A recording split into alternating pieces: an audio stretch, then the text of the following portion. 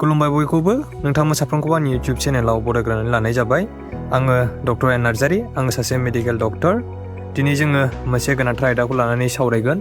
नोंथांमोना बे भिडिअखौ जोबनायसिम नायलांबानो जाबाय।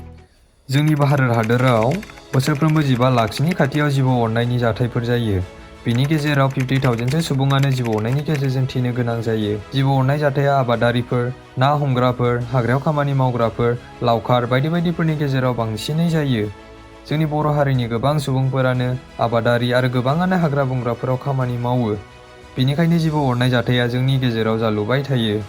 जों बयबो जिबौ अरोबा मा खालामनांगौ, मा खालामनो नाङा बेखौ मिथिनानै लानाया गाहाम। जोंनि जायगाफोराव बांसिन जिबौआनो बिस गैयै थायो। बिस गोनां जिबौनि गेजेराव मोनब्रै जादा कमनसिन। बेयो जाहैबाय कब्रा, जायखौ जों पेटिगम होननानै मोनथियो, क्रेट, रासेल्स बाइफोर आरो सस्केल बाइफोर। कब्रा आरो क्रेटनि बिसआ निउर'टक्सिक आरो बिसोरनि बिसआ नार्भास सिस्टेमखौ एफेक्ट खालामो। कब्रा एबा क्रेट अरोबा सिगाङावनो टसिस एबा मेगन खोबथेनाय जागोन। बेनि उनाव डायप्लपिया एबा मोनसे बुस्थुखौनो मोननै बादि नुनाय जागोन। रायलायनो एबा मन'नो हायैबो जायो। जोबनायाव हां लानाया पारालाइसिस जानानै थैनो गोनां जायो। रासेल्स बाइफोर आरो सस्केल बाइफोरनि बिसआ हेम'टक्सिक। बिसोरनि बिसआ मानसिनि थैखौ एफेक्ट खालामो। अरनाय जायगायाव बिराद सानाय जागोन। जोबोर सानायजों लोगोसे सोरगिदिं स्वेलिं एबा बुख्रांनायबो जागोन। बेनि अनगायैबो ब्लिडिं जागोन आरो हाथाइ गन्थंफोरनिफ्राय थैबो गनो हागौ। जोङो जिबौ अरोबा मा खालामनांगौखौ सोलोंनायनि सिगां माखौ खालामनो नाङा बेखौ सावरायग्रोगोन। जिबौ सोखांनायनि उनाव बयनिख्रुइबो गेदेरसिन गोरोन्थियानो जाबाय अरनाय जायगाखौ गोरायै खाथेनानै लानाय। बेबायदि गोरायै खाथेनानै लायोबा आखाइ आथिंफोराव थै खारनाया बन्द जागोन आरो खाथेनाय आखाइयाव गेंग्रिनबो जानो हागौ। आरो गेंग्रिन जायोबा नोंथांनि आखाइखौ हास'नांनोबो हागौ।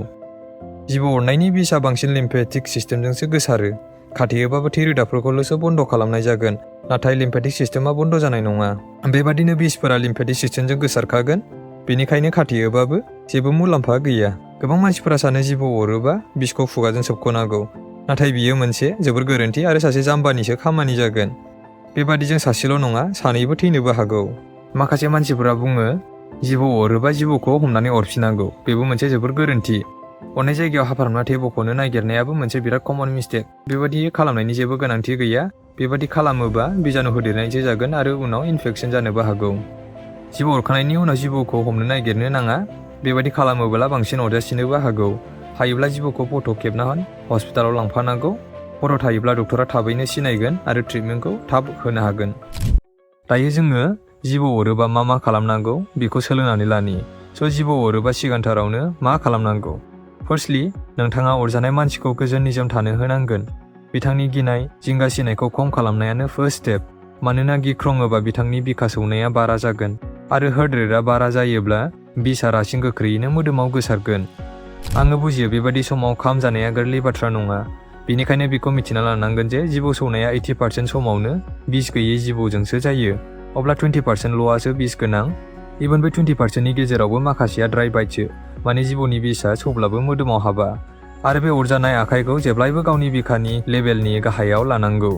अरग्रोमोना अरजानाय मानसिखौ जिबौनिफ्राय थाब बोखारनांगोन, जेन'बा जिबौआ आरोबाव खनसे अरबावा। नेक्स्टआव अरजानाय जायगाखौ इमबिलाइज खालामदो। अरजानाय आथिं एबा आखाइखौ स्प्ले नङाबा मोनसे लावथिजों एसे बेन्डेज लानानै गुरैयै खाथाबनानै दोननांगौ। टाइट खानो नाङा, मोनसे आसि हाबजानाय बायदि लुज जानांगौ, जेन'बा थै खारनायफोरा ब्लक जायै बायदि।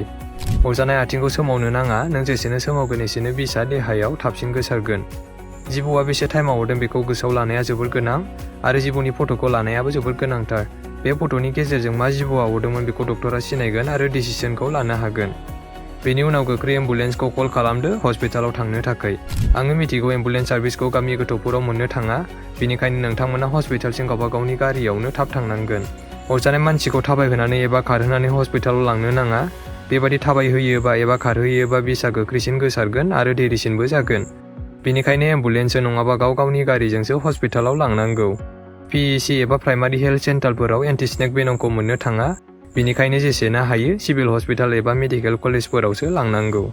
हस्पिटालाव डक्टरा सिम्पटमेटिक ट्रिटमेन्ट होनो नाजागोन आरो गोब्राब जायोबा एन्टि-स्नेक भेनमखौ होनानै फाहामगोन। जिबौ अरनाया गोबां मानसिनि जिउखौनो खहा खालामो। गोबां मानसिनि थैनाया मोजां मोनथिनि थाखायनो जायो। हस्पिटालाव लाङोबा मानसिखौ जोङो बासायनो हागोन। बेनिखायनो जोङो देरि खालामालाबानो अरजानाय मानसिखौ थाबैनो हस्पिटालाव लांनांगौ। नोंथांमोना बे भिडिअखौ नोंथांमोननि लोगोफोर आरो फेमिलिजों शेयार खालामना होलायदो, जेन'बा बिसोरबो सोलोंनो हानाय बायदि। गोजोन्थों।